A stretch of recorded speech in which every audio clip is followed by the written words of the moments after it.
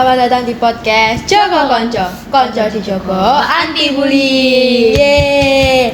Nah, kali ini kita kedatangan tamu spesial nih. Tapi sebelum aku mulai podcastnya, kenalin aku Ica dan ini partner aku. Halo Rek, kenalin aku Farin dan aku di sini bakal nemenin Ica nih dalam podcast kali ini. Nah, di sini kita bakal bahas apa kalau boleh tahu? Nah, kali ini kita bakal ngebahas seputar bullying di sekitar kita nih. Akhir-akhir ini kan lagi maraknya kasus bullying di sekitar kita nih. Iya. Salah satunya kemarin tuh pas aku baca di artikel, itu ada kasus anak SD ngebully temannya sendiri, tapi niat awalnya tuh bercanda. Oh, yang kemarin viral itu kan? Iya. Terus tuh aku juga denger ada yang dulu tuh berita yang Di Gresik itu iya, kan? di Alun. Iya. Ada yang dilabrak gara-gara pacarnya. Oh, terus iya. ada yang ngajak temen-temennya terus ditendangin gitu sama dikata-katain. Itu tuh termasuk apa ya? Perundungan verbal sama fisik. Iya, karena dia juga main tangan sama ngata-ngatain pakai omongan kasar. Dan menurut aku sih itu tuh agak gimana ya, berlebihan gak sih? Iya, Nggak mungkin tahu. juga dari faktor keluarga, orang tuanya dan kurang lingkungan. care sama dia. Iya. Kalau boleh tahu nih, Farin pernah nggak sih ngelihat secara langsung atau ngalamin perundungan yang terjadi di sekitar Farin? Kalau ngelihat sih pernah sih ya, tapi kalau lebih sering tuh ngalamin sih. Apalagi dulu zaman-zaman SMP gitu kan ya. Ya, kalau boleh tahu nih kita saling sharing. Jadi tuh dulu pas SMP aku kelas 7 ya Mas Ian. Itu tuh kelas 7 semester 1 akhir. Di situ tuh apa ya? Antara akunya yang terlalu freak atau gimana, cuman teman-temanku tuh ngejauhin gitu loh.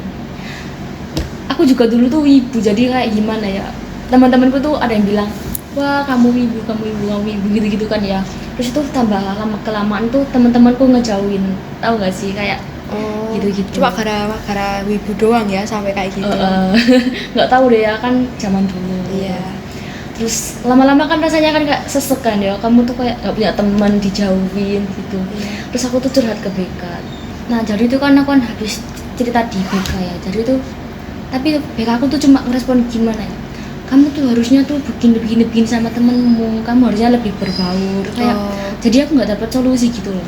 Tapi malah disuruh berbaur sama yang lain. Iya, sampai satu ketika tuh puncaknya tuh aku tuh ada kepikiran sampai kayak apa ya, bunuh diri lah, self harm lah gitu-gitu.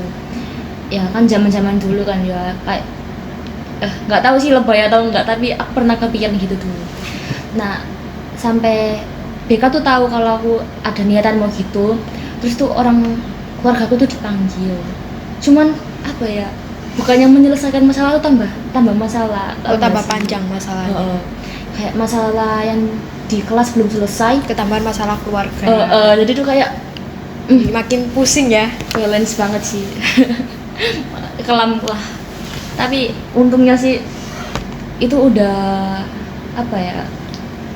Gak keulang lagi lah. Alhamdulillah. Alhamdulillah. Dan untungnya sih di kelas 8 tuh apa ya? Aku bisa kayak dapat teman baru, terus kayak lebih terbuka, lebih bisa merubah diri, nggak kayak dulu gitu. Untungnya sih ya, sampai sekarang pun juga gitu. Faktor kamu bisa terbuka ke teman-teman itu karena apa?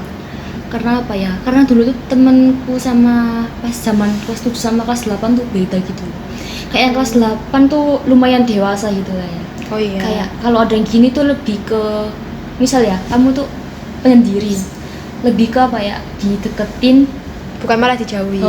biar apa ya, Biar makin solid. gitu.